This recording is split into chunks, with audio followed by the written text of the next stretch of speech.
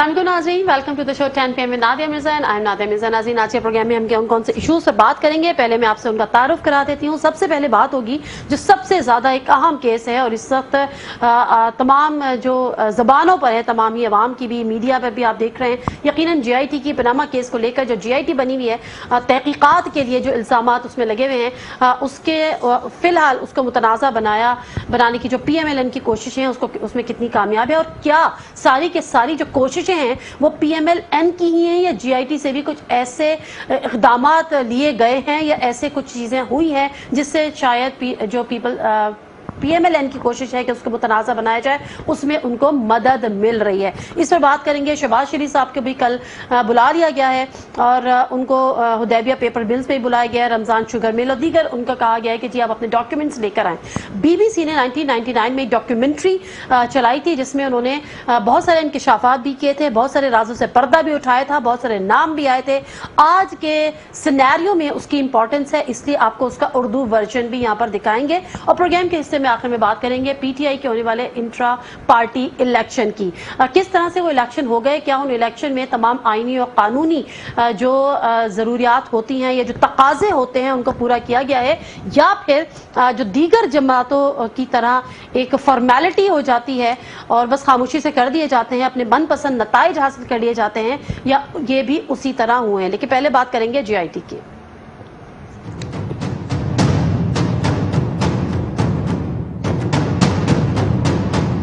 ये जो GIT आज लोगों को तोड़ने की 16-16 साल सजा देने की धमकियां दे रही है, क्या ये किसी मसूद महमूद की तलाश में है? कोशिश पूरी हो रही है, उनको मुतनाज़ा किया जा रहा है सिर्फ इसलिए कि नवाज शरीफ फिर से बच जाए।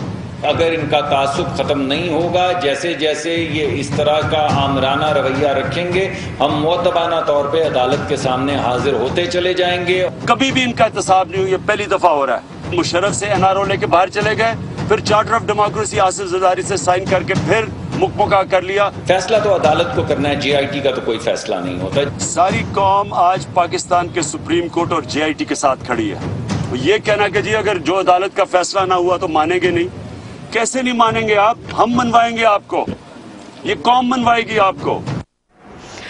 नाज़रीन, GIT को लेकर बड़ी चीज़ें हैं, मुतनाज़ा बनाने की कोशिशें भी एक तरफ हो रही हैं, दूसरी तरफ कुछ लोगों का कहना है कि GIT की तरफ से भी कुछ ऐसे इक़दाम हुए हैं जिसमें शायद जो PMLN की कोशिश है उनको दबाव मिला है।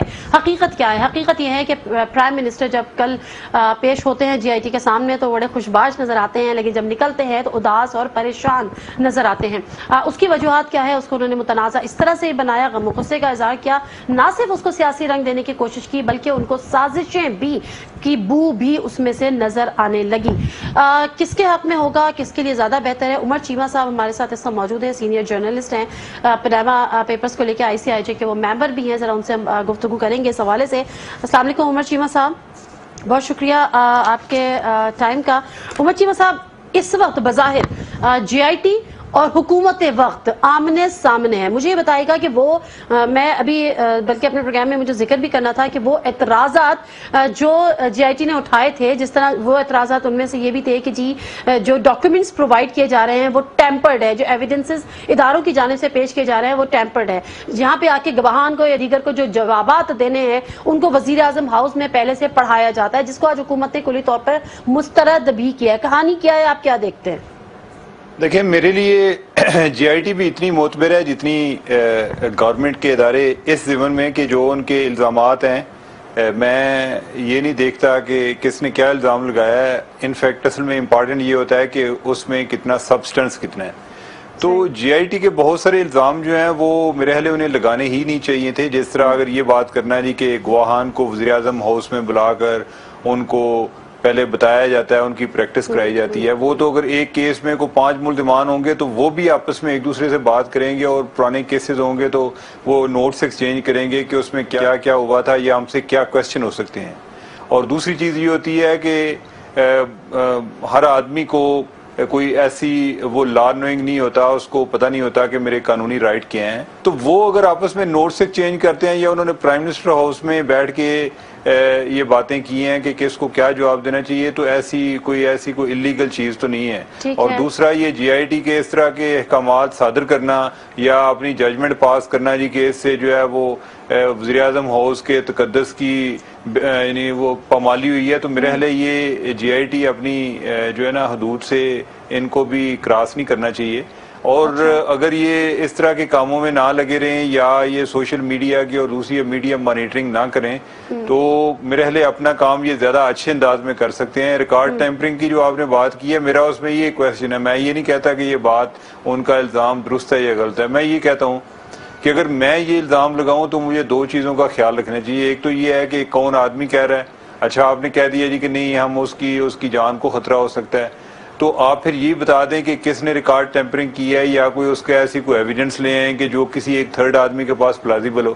یہ بات نہیں ہے. ہم جو ہے نا اصل میں پارٹیز میں اتنا بٹے ہوئے ہیں کہ کوئی جے آئی ٹی کو ہے تو وہ جے آئی ٹی کو اتنا سپورٹ کر رہا ہے جی کہ جے آئی ٹی نے جی کہہ دیا ہے, تو بھائی یعنی کہ آپ جو دوسرے وہ ڈرتے رہتے ہیں کہ میں جے آئی ٹی کی بات کی تو ہو, یعنی کہ اس کا مطلب ہے کہ میں تو کہیں نواز شریف کے ساتھ مل گیا ہوں. اور دوسری سائڈ پہ یہ ہے جی کہ وہ جو حکومتی پارٹی کی یا ملزم پارٹی کی سپورٹ کرتے ہیں وہ انہوں نے جے آئی ٹی کو ہر صورت میں انہوں نے مسترد کرنا ہوتا ہے. یہ نہیں ہے مسئلہ, یہ ہے کہ ان کو ہمیں میرٹ پر دیکھنا چاہیے. جو بھی الزام لگا رہا ہے یا جو اس کا جواب آ رہا ہے اس کو ہمیں ایگزامن کرنا چاہیے. میں سمجھتا ہوں کہ جے آئی ٹی کو اس طرح کی غیر ضروری کنٹروورسی میں نہیں پڑنا چاہیے, انہیں اپنے کام سے توجہ رکھنی چاہیے. یہ آپ خود اپنے آپ کو کنٹروورشل بنا رہے ہیں جب تک ان کی بات میں یا ان کے پاس کوئی ایسی کوئی سالڈ ایویڈنس نہ ہو یا کوئی ویلڈ قسم کی ریزن نہ ہو, یعنی کہ اس طرح کی غیر ضروری چیزوں میں نہیں پڑنا چاہیے. اچھا عمر چیمہ صاحب, اعتراضات یا الزامات یہاں تک محدود نہیں ہیں. آپ کو یاد ہے واٹس ایپ کال کا معاملہ ہوا, چلیں اس پہ بھی بات آگے نکل گئی, آلدو کی بات آگے اس طرح سے نہیں نکلنی چاہیے تھی, لیکن میں حسین نواز کی پکچر میں آ جاتی ہوں جو لیک ہوئی. اس کے بعد جی یہ رپورٹ سپریم کورٹ میں پیش کی گئی اور کہا گیا کہ جی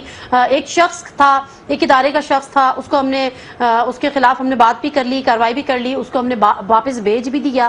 ایس سی سی پی کی طرح بھی نشاندہی ہوئی, ایس سی سی پی کا بھی جواب آ گیا, انہوں نے کہا جی نہ تو اس بارے میں کوئی تفتیش ہوئی نہ وہ ہمارا کوئی ایسا بندہ وہاں سے واپس ہوا. تو پھر یہ معاملہ کیا ہے, اس پہ نام سامنے آنا چاہیے تھا تاکہ جو انگلیاں جے آئی ٹی کی طرف اٹھ رہی ہیں یا شفافیت کی طرف اٹھ رہی ہیں وہ نہ اٹھتی.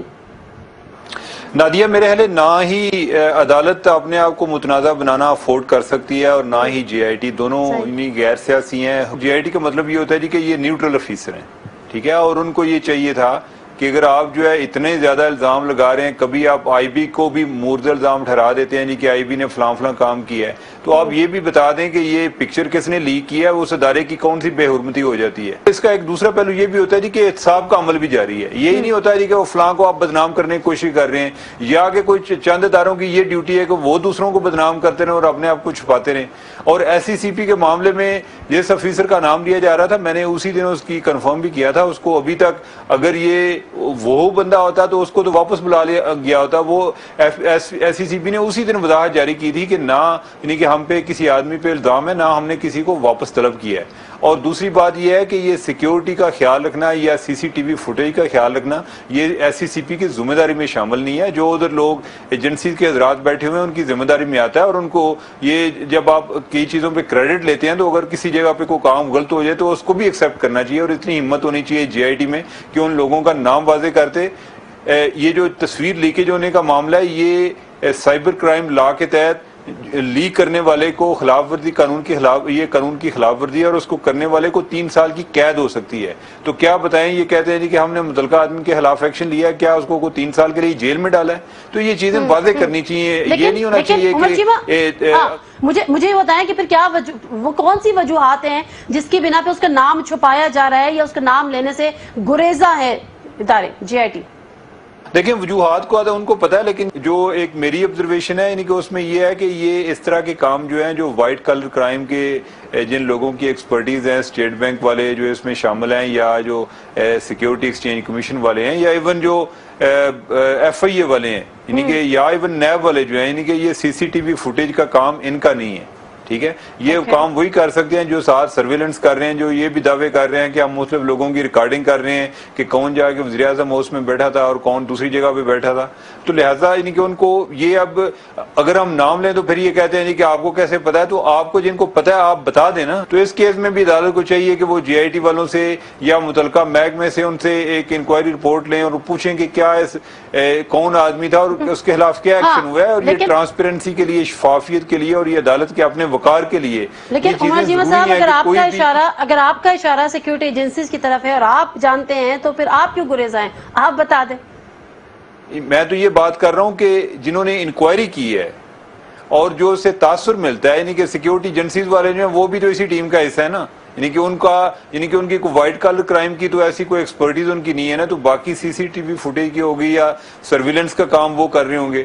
تو یہ تو ایک غالب گمان یہی ہے نا کہ انہی کے لوگ ہوں گے. باقی اس کے بارے میں تو جو انہوں نے رپورٹ پیش کیا اس میں تو کسی کا نام نہیں لکھا, یا میرے پاس تو کوئی ایسا کوئی ڈاکومنٹ نہیں آیا کہ جس میں مجھے پتا چلا ہو جی کہ فلاں محکمے کو انہوں نے لیٹر لکھا ہے اور اس بندے کا نام بتایا تو میں اس کو جان بوجھ کے چھپا رہا ہوں. جب مجھے پتا ہوگا میں بتا بھی دوں گا. اس میں کون سا ایسا مسئلہ ہے؟ یعنی کہ یہ ایسا کوئی ایشو نہیں ہوتا کہ ہمیں جو ہے یعنی کہ ہمارے سٹینڈرڈ ہمارے بھی ایک ہونے چاہیے. کسی جگہ پہ جا کے ہم بالکل کسی پہ چڑھائی کر دیتے ہیں, کسی جگہ پہ جا کے بالکل ہم نرم پڑ جاتے ہیں, تو ہمارے بھی سٹینڈرڈ ایک جیسے ہونے چاہیے. صحیح ہے. اچھا, میں ذرا سا بات کروں گی. وزیر اعظم صاحب جب کل پیش ہوئے تو وہ میں بات جو کر رہی تھی کہ جاتے ہوئے تو خوشباش تھے, آتے ہوئے کچھ اداس اور پریشان اور ناراض تھے.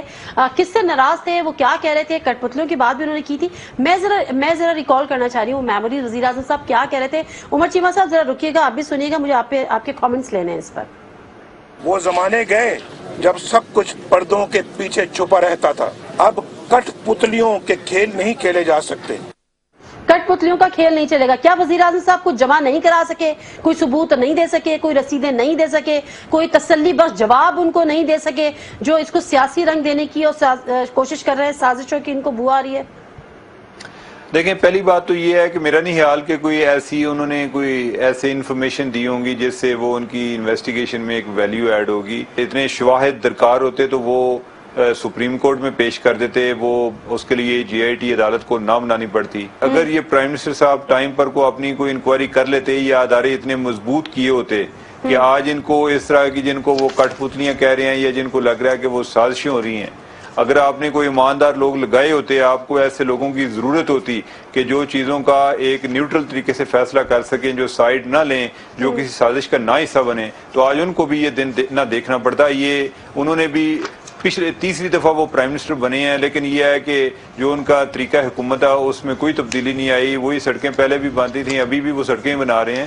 جو ادارے ہیں وہ کوئی مضبوط نہیں ہوئے. لہذا یعنی کہ اس کو یعنی کہ کوئی اس طرح کی سچویشن میں یعنی کہ ان کو اگر وہ دوسروں پر غصہ آتا ہے تو ان کو یعنی کہ اپنا خود احتسابی کا عمل بھی اس پہ بھی سوچنا ہوگا کہ کیوں بار بار انہی لوگوں کی نظر میں یا ان کے سامنے پیش ہونا پڑتا ہے جو سمجھتے ہیں کہ ان کے ساتھ زیادتی کرتے ہیں. یہ ادارے ان کو مضبوط بنائیں, ان کو غیر سیاسی بنائیں, جو وفادار لوگوں کی تلاش کی بجائے ایماندار لوگوں کی تلاش کریں. اچھا ٹھیک ہے, بالکل صحیح ہے, بالکل صحیح ہے. میں ایک بات, آپ بھی گئے تھے جے آئی ٹی کے سامنے پیش ہوئے تھے, آپ نے کچھ ڈاکیومنٹس کی ویریفیکیشن بھی کی تھی.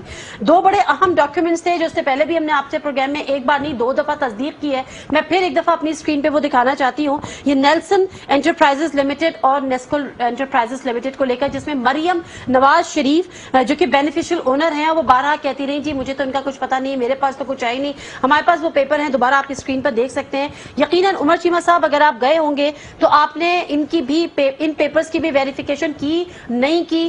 سب کو بلایا جا رہا ہے. مریم نواز شریف صاحبہ کا بھی نمبر آئے گا.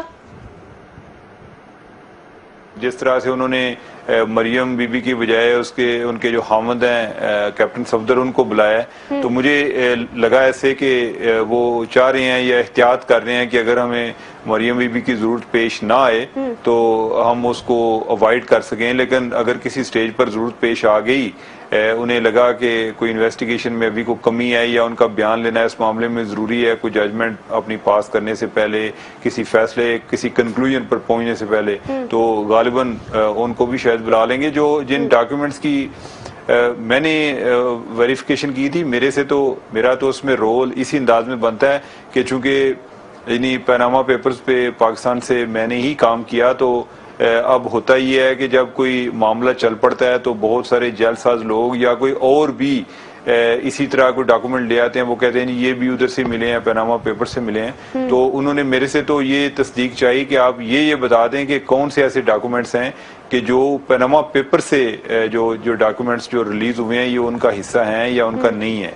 تو یعنی کہ وہ اس میں شناخت کرنا, ان میں ایک تفریق کرنا, لیکن یہ ہے کہ میری تصدیق کرنے سے یعنی کہ وہ اس کی کوئی قانونی اہمیت اس سینس میں نہیں ہے کہ وہ میں کوئی برٹش ورجن آئی لینڈ کا ریکارڈ تو نہیں دیکھا ہوا. ٹھیک ہے. تو وہ انہوں نے جو جس چیز پہ ڈسپیوٹ کرتے ہیں وہ یہی کرتے ہیں جی کہ جو ہے یعنی کہ ادھر ریکارڈ میں وہ ٹرسٹی ہیں, لیکن ساتھ ساتھ وہ اس چیز پر بھی مصر ہیں کہ ہم یا تو ایسا ہو کہ وہ یہ کوئی اپنا لیٹر جاری کر دیں کہ برٹش ورجن آئی لینڈ سے آپ ریکارڈ منگوا کے خود تسلی کر لیں, وہ ایسا بھی نہیں کر رہے. تو اب دیکھیے یہ ایک بڑا کمپلیکیٹڈ ایشو ہے ہمارا, کوئی ادھر سے انفارمیشن لینا بھی اتنا آسان کام نہیں ہے, اور اسی کا فائدہ شریف خاندان کو بھی ہو رہا ہے کہ اگر انفارمیشن نہیں ملتی تو تب تک آپ کسی آدمی کے بارے میں ایسی کو واضح ججمنٹ دینا بھی ایک مشکل کام ہو جاتا ہے. ٹھیک ہے, تو اب دیکھیے کہ بہت شکریہ عمر چیمہ صاحب, ٹائم کی ہماری کمی ہے ورنہ میں مزید آپ سے ضرور بات کرتی. ناظرین یہ تو تھے وہ کچھ ٹیکنیکلٹیز اور ان کے جوابات جو ایک انویسٹیگیٹو جرنلسٹ یا اس نے جس میں اس پہ کام کیا ہے وہ بہتر طریقے سے دے سکتا ہے. میں آ جاتی ہوں وزیر اعظم صاحب کے کل جب پیش ہوئے تھے تو انہوں نے اس کے بعد جب غم و غصے کا اظہار کیا, ناراضگی کا اظہار کیا, ایک بات وہ اور جب دعاؤں پہ معاملات اتر آتے ہیں تو انہوں نے کہا جی ایک JIT اندر ہے, ایک JIT ہے 20 کروڑ عوام کی جو لگے گی کچھ دن میں, یعنی ان کا اشارہ تھا 2018 کے الیکشن پہ. پھر انہوں نے ایک اور JIT کا ذکر کیا کہ وہ اللہ کی عدالت, اس میں بھی ہم سب جواب دیں گے, یقیناً سب جواب دیں گے, لیکن بہرحال جو اس وقت عدالت ہے جس کا آپ کو سامنا ہے, جہاں پر آپ جواب دیں ہیں وہاں پر میاں صاحب حساب دیں. عوام کی بات کرتے ہیں, عوام کی رائے ہم نے بھی لینے کی کوشش کی ہے. سوشل میڈیا پہ بھی جو ایک رینڈملی جو ایک طوفان مچا ہوا ہے, لوگ اس حوالے سے اپنی اپنی رائے دے رہے ہیں, وہ بھی ہم نے جانی ہے. گراؤنڈ پہ جا کے بھی پبلک کی رائے لی ہے, پبلک پلس ایک ووٹ ایک پول بھی ہم نے کرایا, اور اس کے ساتھ ساتھ وزیر اعظم صاحب کے اپنے حلقے میں جب گئے تھے تو وہاں کے حلقے کی عوام کی رائے بھی ایک دفعہ پھر میں آپ کو سناؤں گی. لیکن سب سے پہلے جو ٹویٹس کا میں مختصراً ذکر کر دوں وہ پھر آپ کو دکھاتے بھی جائیں گے لوپ میں کہ کیا کیا لوگ میاں صاحب آپ کے حوالے سے کہہ رہے ہیں, کیونکہ آپ عوام کی رائے کی بات کر رہے ہیں, آپ عوام کی عدالت کی بات کر رہے ہیں, تو عوام کی رائے بھی سن لیجئے. یہ حمزہ بن اعجاز ہیں, الحمدللہ اپنی مرضی سے JIT کے سامنے نہیں گئے تھے, گھسیٹ کر لائے گئے تھے. جو ٹرینڈز چل رہے ہیں میں ان پہ نہیں جاؤں گی. شعیب صدیقی ہیں, وہ لکھتے ہیں کہ it's a matter of shame that the family of the country's prime minister is appearing before a JIT, he is no more Sadiq and Ameen. ایک اور ID ہے سیاہ بیغ کی, وہ لکھتے ہیں کہ میاں صاحب تاریخ رقم نہیں کرنی, رقم واپس کرنی ہے. ذیشان حیدر لکھتے ہیں کہ مٹھائی کیوں بانٹی تھی, JIT کا پہلا سوال.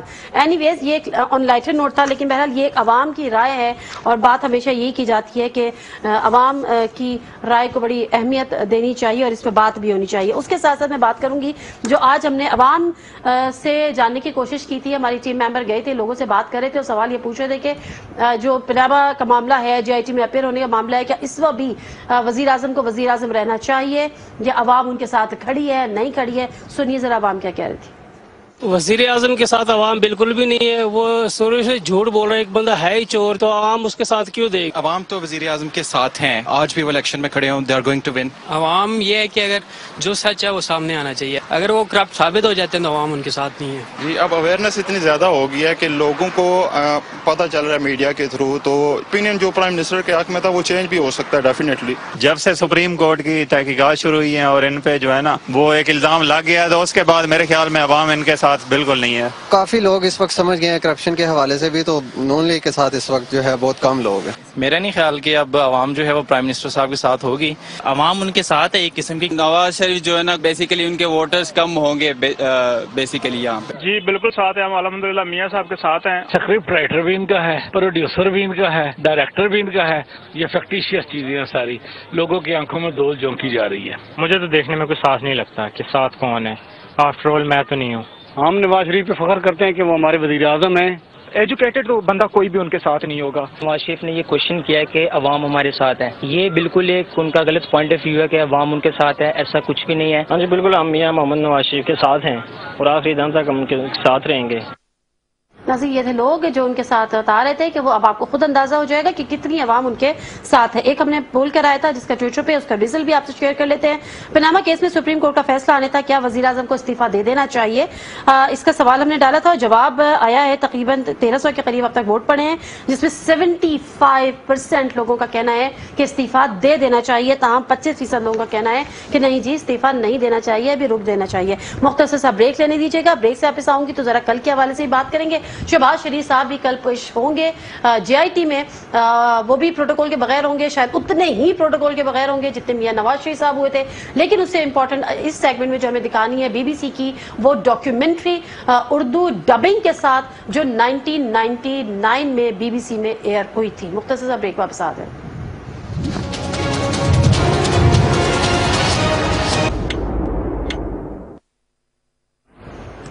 जी नाज़रीन, प्रोग्राम में एक दफा फिर आपको खुशामदीद कहते हैं। बात अभी भी JIT के ही हवाले से करेंगे, लेकिन थोड़ा आगे बढ़ेंगे। कल मियां साहब वजीर आजम साहब पेश हो गए JIT के सामने, और जिस तरह से पेश हुए, जिसके बाद जो कुछ हुआ वो भी हमने आपको प्रोग्राम के पहले हिस्से में दिखाया। लेकिन कल आने वाले कल वजीर आला पंजाब और मियां साहब के छोटे भाई शहबाज शरीफ साहब पेश होने जा रहे हैं, और उनसे कहा गया है कि हुदैबिया पेपर मिल समेत रमजान शुगर मिल और दीगर जो उनकी गल्फ स्टील मिल के और दीगर कुछ मिल के डॉक्यूमेंट्स वो वहां पर लेकर जाएं। अब शहबाज शरीफ साहब ने भी एक दफा फिर कह दिया है कि वो बगैर किसी प्रोटोकॉल के जाएंगे। लेट्स सी कि क्या होता है। उसके अलावा कैप्टन सफदर को भी बुलाया गया है, जो कि 24 जून को बुलाया गया है। फिलहाल इत्तलात ये कि उनका कहना है कि वो चूंकि उम्रे के लिए सऊदी अरब रवाना हो चुके होंगे या चले जाएंगे, तो वो शायद इस JIT में पेश ना हो सके। और उसके साथ साथ 23 जून को रहमान मलिक साहब को भी बुलाया गया है, फॉर्मर इंटीरियर मिनिस्टर, और जो सब FIA में थे, और उन्होंने अपने हिसाब से काफी इन्वेस्टिगेशन की थी ये तमाम चीजों को लेकर, हुदैबिया पेपर मिल और दीगर मनी लॉन्ड्रिंग के जो केसेस जो के खिलाफ थे। रहमान मलिक साहब का कहना है कि वो तमाम सबूत जो उनके पास सबूत हैं वो लेकर अदालत जाएंगे और टफ टाइम देंगे हुकूमत को। अब इस 2 दिन के दौरान अगर पीपल्स पार्टी और PMLN के दरमियान मजीद कोई और मुकमुका ना हो जाए तो उम्मीद है कि रहमान मलिक साहब के पास इतने सबूत होंगे और इतने काफी जामिल सबूत होंगे कि वो वहां पर पेश करते हैं। तो लेट्स सी के क्या होता है। दूसरी बात ये कि कैप्टन सफदर से भी बहुत सारी चीजें जाननी है, जो कि जिस तरह से उमर चीमा साहब कह रहे थे कि शायद अवॉइड किया जा रहा है मरियम नवाज साहिबा को बुलाने से, कि जो मैक्सिमम मालूमात है, इंफॉर्मेशन है, वो कैप्टन सफदर से या दीगर जराओं से ले ली जाए, अनलेस एंड अनटिल बहुत ज्यादा कोई ऐसी जरूरत पड़ जाए कि मरियम साहिबा को बुलाना पड़े। BBC की एक डॉक्यूमेंट्री जो अभी की नहीं, 1999 में वो एयर हुई थी, और उस डॉक्यूमेंट्री में बताया गया था कि किस तरह से मनी लॉन्ड्रिंग हुई थी शरीफ खानदान और एक और जो काजी फैमिली थी उसके बीच में एक शख्स था जिसका नाम था, जो म्यूचुअल फ्रेंड था, इसाक डार। उन्होंने क्या क्या कारनामे सरअंजाम दिए, उनका क्या रोल था, किस तरह से अकाउंट्स किसी के नाम पे खुलवाए गए, किस किस तरह से पैसा ट्रांसफर किया गया। 99 की जो डॉक्यूमेंट्री BBC पे हुई थी उसकी आज बड़ी अहमियत है। आज उसको सुनने के बाद समझ में आता है कि बेसिकली क्या खेल खेला गया था, और आवाम से आज तक वो चीजें छुपाई जा रही हैं और कहा जा रहा है जी हम तो कुछ भी नहीं है, हम तो JIT के सामने जवाब दे हैं, चाहे वो ये JIT हो, चाहे वो अवाम की JIT हो, चाहे वो अल्लाह ताला की JIT हो, जब भी वो बने। बहरहाल वो BBC की रिपोर्ट जो डॉक्यूमेंट्री थी वो थोड़ा सा शॉर्ट करके उर्दू डबिंग में हमने वो आपके लिए तैयार की है। वो डॉक्यूमेंट्री देखिएगा। ब्रेक लेंगे, ब्रेक से वापस आएंगे, PTI के इंट्रा पार्टी इलेक्शन पर बात करेंगे। ये कहानी है पाकिस्तान से पार्क लेन की।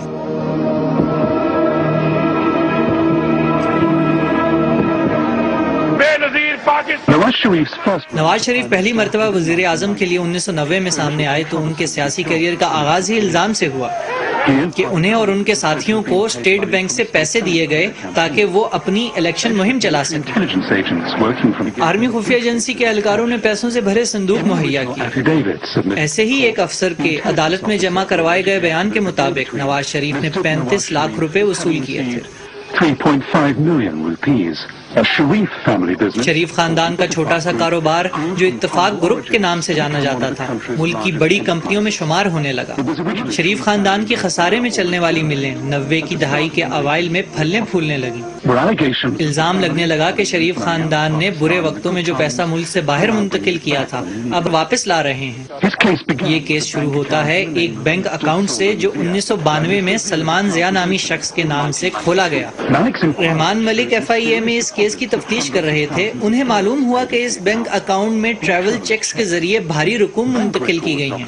On the account application form, इस बैंक अकाउंट्स की दरखास्त में सलमान ज़िया का पेशा काश्तकारी, the address पता मेन बाजार Sahiwal Sahiwal, but curiously, it said और खतो किताबत से गुरेज बताया गया था। Malik claimed सलमान ज़िया के अकाउंट से जिन पाकिस्तानी अकाउंट्स में पैसे मुंतकिल किए गए वो लंदन के काजी खानदान के अफराद के नाम पर खोले जाने वाले बैंक अकाउंट्स थे। unlike the mysterious Salman, Salman Zia के बरक्स काजी खानदान एक जानी पहचानी हैसियत रखता था। the family had even वो कभी पाकिस्तान नहीं आए थे मगर उनके अकाउंट्स यहीं खोले गए थे।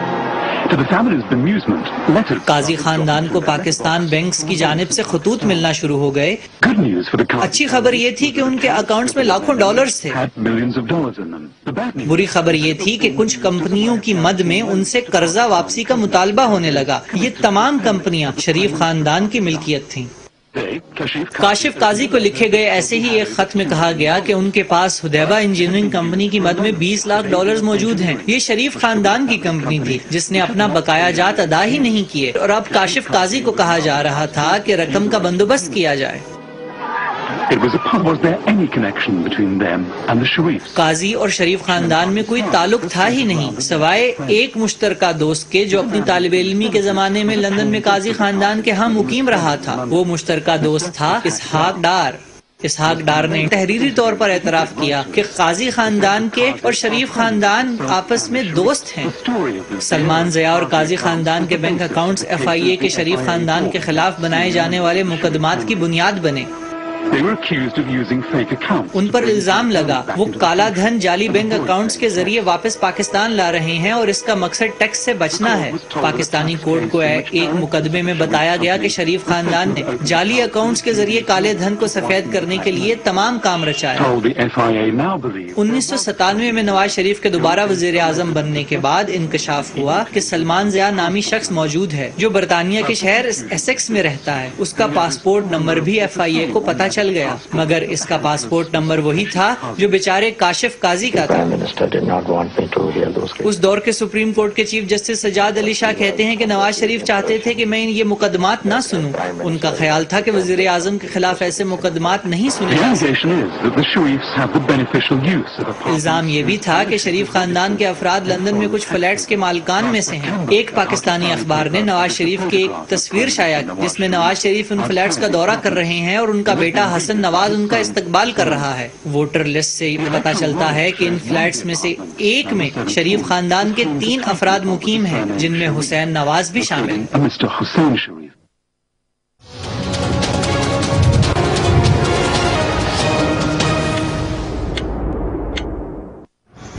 नाज़रीन प्रोग्राम में एक दफा फिर खुशामदीद और यहाँ पर बात करेंगे PTI के इंट्रा पार्टी इलेक्शन के बारे में कि क्या वो भी एक बाकायदा तौर पे आईनी और कानूनी तकाज़ों को पूरा किया गया था या उस तरह से फॉर्मेलिटी पूरी की गई थी जिस तरह से दीगर पार्टीज करती हैं, और अगर ऐसा किया गया था तो फिर क्या जवाब बनता है इमरान खान साहब के उन बयानात का जो वो कहते हैं कि जी हम एक इंस्टीट्यूशन बना रहे हैं और हम स्टेटस को के खिलाफ हैं। कंवर दिलशाद साहब हमारे साथ मौजूद हैं, सेक्रेटरी इलेक्शन कमीशन साबिक। अस्सलाम वालेकुम कंवर दिलशाद साहब, बहुत शुक्रिया आपके टाइम का। और इसी के साथ PTI के हमारे साथ एडवाइजर टू इमरान खान और इंफॉर्मेशन सेक्रेटरी भी हैं फयाजुल हसन चौहान साहब हमारे साथ मौजूद हैं। अस्सलाम वालेकुम फयाजुल हसन चौहान साहब, आपको बहुत बहुत शुक्रिया। कंवर दिलशाद साहब आपसे जरा शुरू करती हूँ, अगर आपने मॉनिटर किए हो PTI के इंट्रा पार्टी इलेक्शन, आपकी राय?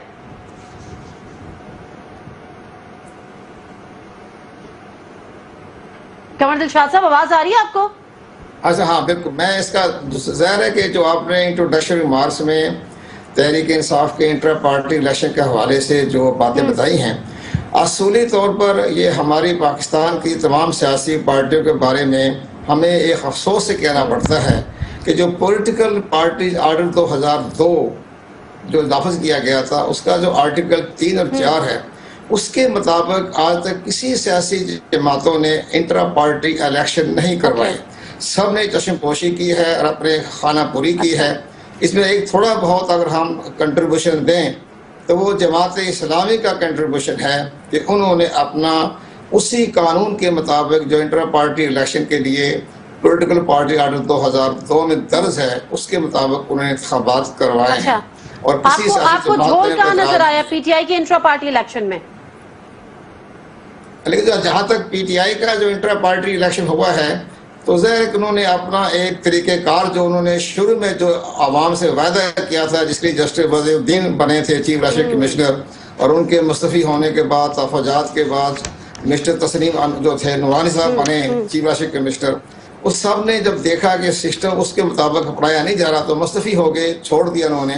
اب جو انہوں نے ایک سسٹم بنایا ہے وہ صرف الیکشن کمیشن آف پاکستان نے چونکہ ان کو وارننگ دے دی تھی اور ان کا جو الیکشن سمبل تھا وہ واپس لے لیا تھا، جب کیونکہ اس میں لکھا ہوا ہے کہ اسی پارٹی کو سمبل دیا جائے گا جس کے انٹرا پارٹی الیکشن ہوں گے، تو انہوں نے خانہ پوری کرنے کے لیے اپنا انٹرا پارٹی الیکشن کروا دیا اور خانہ پوری ہو گئی۔ تحفظات تو ہیں ہمارے تمام سول سوسائٹیوں کو بھی، کیونکہ ہمیں عمران خان سے توقع نہیں تھی کہ وہ ایک اسی سسٹم کے تحت اپنی پارٹی کا انتخاب کروائیں گے جس سسٹم کے تحت آصف علی زرداری نے، بلاول زرداری نے۔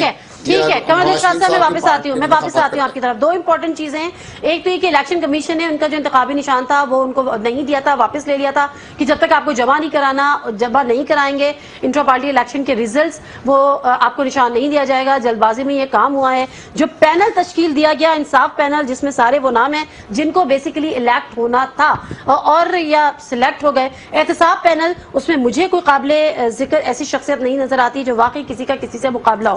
کیا ہوا؟ جلد بازی کیوں کی گئی؟ کوئی جلد بازی تھی، کوئی غلطی تھی؟ کیونکہ پچھلی دفعہ مجھے یاد ہے جسٹس وجی الدین صاحب نے جن غلطیوں کی طرف نشاندہی کی تھی تو ان غلطیوں کا تو نہیں خاتمہ کیا گیا، جسٹس وجی الدین صاحب کی رکنیت کا خاتمہ کر دیا گیا تھا۔ بسم اللہ الرحمن الرحیم۔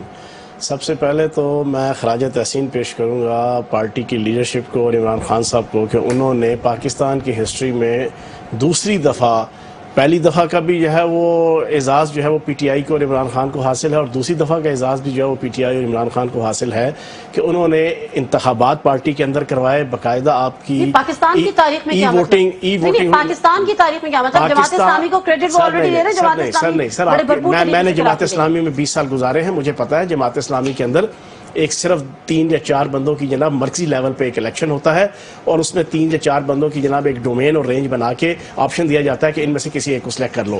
پہلی دفعہ اور دوسری دفعہ باقاعدہ ووٹنگ ہوئی، تمام آپ کے ارکان کو آپشن دیا گیا کہ اپنی مرضی سے ووٹ دیں۔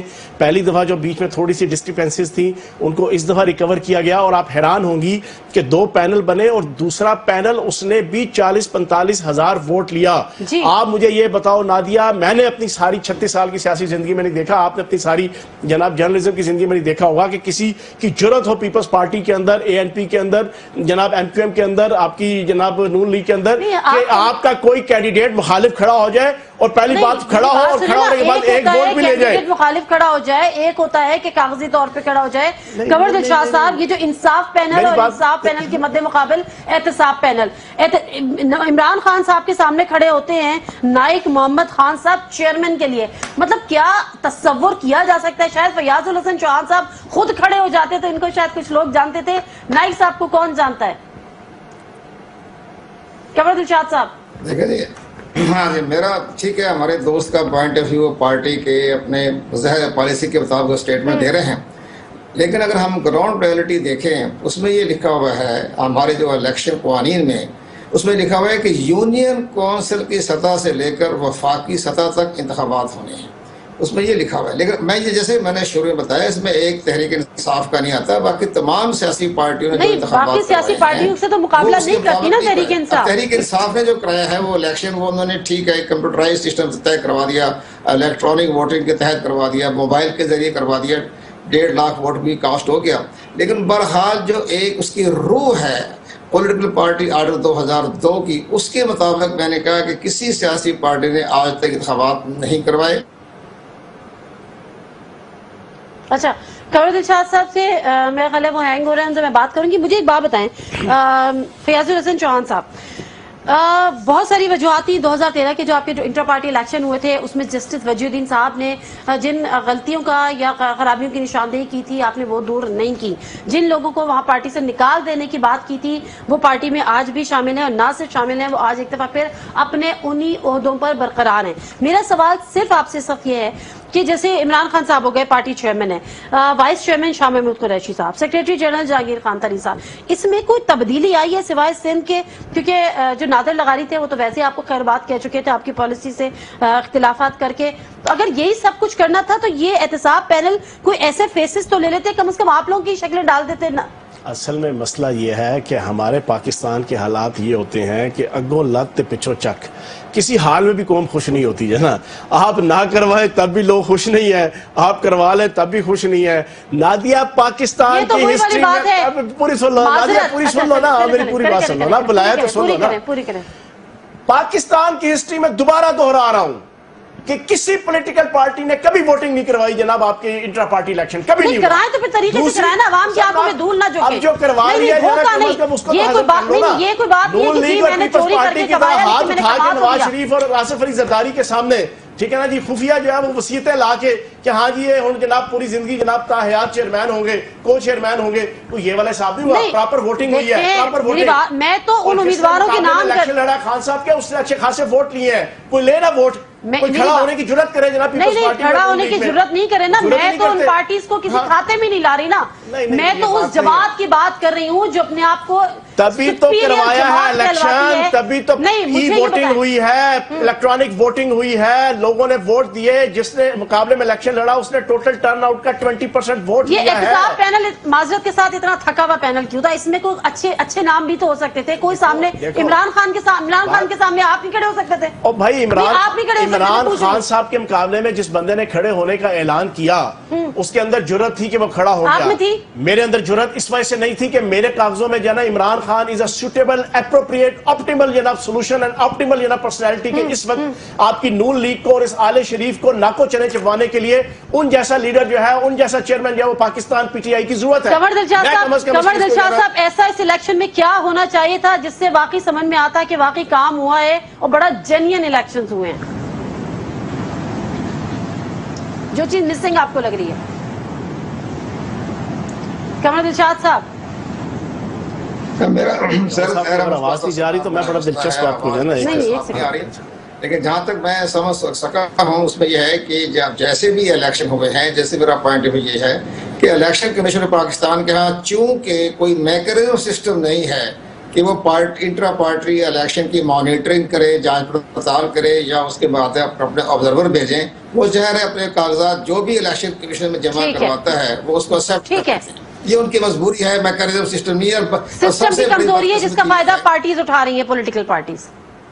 ظاہر ہے کہ اب یہ نیا جو انتخابی اصلاحات آیا اس میں بھی کسی سیاسی پارٹی نے الیکشن کمیشن کو ایز اے مبصر کے طور پر تجویز پیش نہیں کی اور نہ انہوں نے مانیٹرنگ کرنے کے بارے میں لاسٹ کمنٹ تسلی سے سنیے گا. ایک باپ بیٹا, میرے پاس تو ٹائم ہے, آپ کے پاس نہیں ہے, تسلی سے سنیے گا. ایک باپ بیٹا نا ایک گدھے کو ساتھ لے کے جنا کہیں جا رہے تھے, کچھ لوگ کھڑے تھے, انہوں نے کہا دیکھو یار دونوں کتنے بیوقوف باپ بیٹا ہے, اللہ پاک نے سواری دی ہے, اس کی سواری کے جانا وہ فائدہ نہیں اٹھا رہے. بہت لمبی ہے, میں جلدی سنا دیتا ہوں, میں جلدی سنا دیتا ہوں. پتہ ہے نا وہ باپ نے, بیٹے نے باپ کو کہا کہ آپ سوار ہو جائیں, میں آپ کے ساتھ پیدل چلتا ہوں. کچھ لوگ آگے تھے, انہوں نے کہا دیکھو یار کتنا ظالم باپ ہے, بیٹے کو پیدل سوار کیا ہوا ہے, خود جو ہے وہ گدھے کی سواری کے مزے لے رہا ہے. آگے جا کے نا باپ نے کہا یار بیٹے تو بیٹھ جائے, میں پیدل چلتا ہوں. کچھ اور لوگ کھڑے تھے, انہوں نے کہا دیکھو کتنا ظالم, کتنا جو ہے نافرمان بیٹا ہے, بوڑھے باپ کو پیدل چلا رہا ہے اور خود جو ہے وہ کھوتے کی سواری کے مزے لے رہا ہے. دونوں شرمندگی سے اتر گئے اور جناب پیدل چلنا شروع ہو گئے نکیل لے کے. آگے کچھ اور لوگ کھڑے تھے, انہوں نے کہا کتنے بیوقوف باپ بیٹے, اللہ نے سواری دی ہے اور یہ سواری کا جناب فائدہ نہیں اٹھا رہے. قوم کسی حال میں خوش نہیں رہتی. ہم نے پاکستان کی ہسٹری میں پہلی دفعہ انٹرا پارٹی الیکشن دوسری دفعہ آپ کروائے. ہونا یہ چاہیے تھا نادیہ کہ آپ اپریشیٹ کرتی, آپ جناب بکپ کرتی کہ عمران خان اور پی ٹی آئی نے ساری جماعتوں کے لیے ایک مشرے راہ ہونے کا ثبوت دیا ہے. انٹرا پارٹی الیکشن کروایا, پہلی دفعہ بھی کروایا, دوسری دفعہ بھی کروایا. آپ اس میں سے کنترے نکالنے کی کوشش کر رہی ہیں. اگر میں دیکھتی کہ عمران خان کے مد مقابل فیاض الحسن چوہان صاحب کھڑے میں, بھائی ہمیں اس پوری ٹیم کے اوپر جو ٹیم پچھلے 4 سال سے نون لیگ کے خلاف اسٹرگل کر رہی ہے, کوئی اجازت. اللہ حافظ.